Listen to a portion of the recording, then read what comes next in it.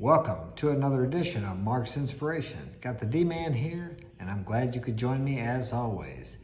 I know the lighting is terrible. We're setting up here for our podcast, which we will be having in a couple of weeks. So I have to get the lighting set up. The windows back there are screwed up, but this is my main room, the living room. So we're gonna set up where we can have 4 to 6 people at a time having topic discussions here. I wasn't even gonna make a video today because I am just exhausted. I've been working a lot, but I try to give you something of value.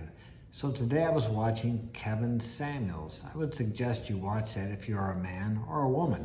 He really does give some good advice, but he was talking about the women wanting a high value man, but yet not knowing what a high value man is or what it takes to be a high value man. And I would also say for you men, if you want a high value woman, you need to know what exactly that is, what kind of woman you want, what kind of family she comes from, what is she doing now. You have to know what you want before you can get it. That sounds simple, but most people don't know what they want. If you ask them what they want, they'll tell you all the things. The neighbor just got a new horn on his truck. Sounds like a diesel. So he's been blowing it quite a bit.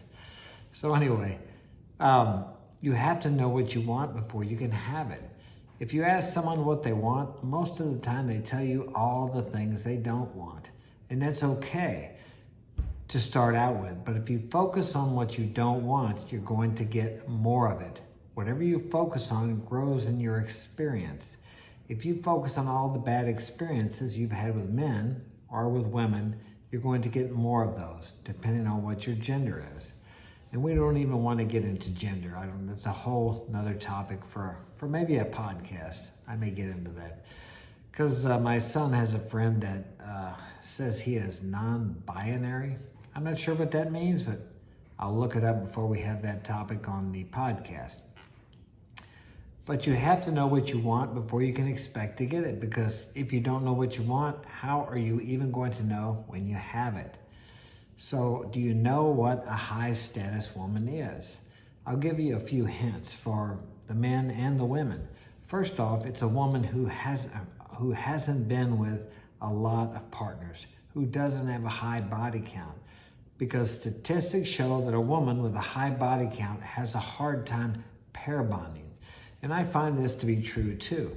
The girls I had the longest and most stable relationships with were either virgins or only had 1 or 2 sexual partners, as opposed to the ones I had a lot of trouble with, who were always wanting to leave or were not happy in a stable marriage or relationship, had a high body count.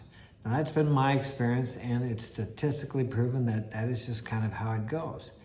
Now that doesn't mean there aren't exceptions. Of course, there are exceptions to everything. But you have to find out what kind of girl she is. And it doesn't take long. If you date her for a while, you can find out if she's been with a lot of men or if she hasn't. There are certain things that women do, and there are certain things that men do that will reveal to you who they are. Don't listen to so much what a woman says or even what a man says. Watch what they do. Who are their friends? What do they do in their spare time? Do they sit around and watch TV all day? Do they go to the gym? Do they take care of their body? How do they act when no one is around? How do you know that? Because maybe you'll call them during the day, let's say 10 or 11 o'clock, and they're sleeping or watching soap operas. And if it's a guy, is he working? Does he have a mission? Is he pursuing his purpose? Does he have a vision for his life? High status men have a vision for their life besides getting laid or getting the woman. And a high status woman has a vision for her life.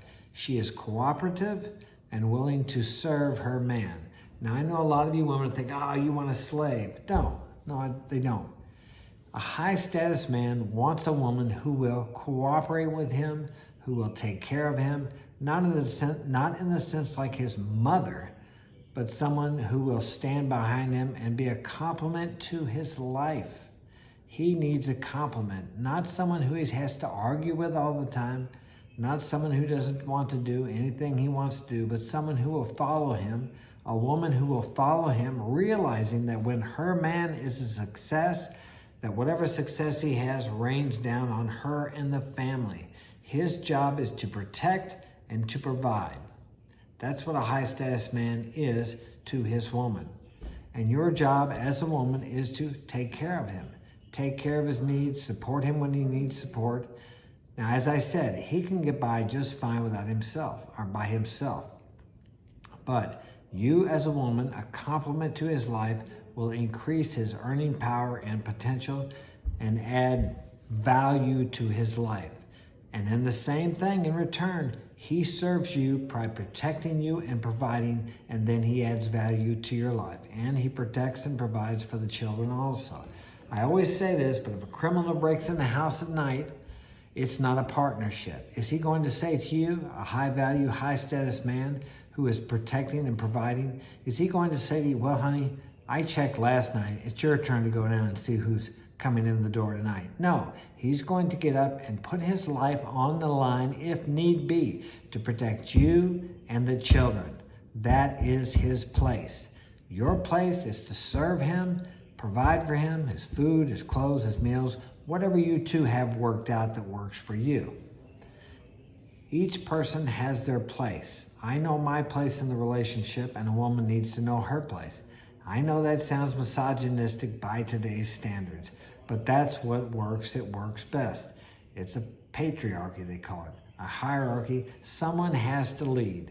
And a high-value woman wants a man who's strong enough, brave enough, and confident enough to lead. Now, we have a lot of women out there that think they want to run the show, okay? But men provide, men protect, okay? How many women have you seen building houses? How many women are plumbers? How many women are oil rig workers? How many women are structural steel workers, iron workers? I'm not saying there's not a few out there, but there's not. Men build the countries because men are stronger emotionally and physically than most women. I'm not saying there aren't exceptions, because they are. But in general, a man is stronger, a man is emotionally stronger, physically stronger, and it's his job to protect and provide for you. And if you're a man and you're too much in your feminine, unless you're gay, and that's fine if you want to be gay. I have no problem with that. I have gay friends. You should be in your masculine and your woman is in her feminine. This correlates better. If you get too much in your feminine, and I've allowed myself to get there, it causes problems because she doesn't feel safe with you. She wants a strong, masculine man that she can lean on in times of trouble.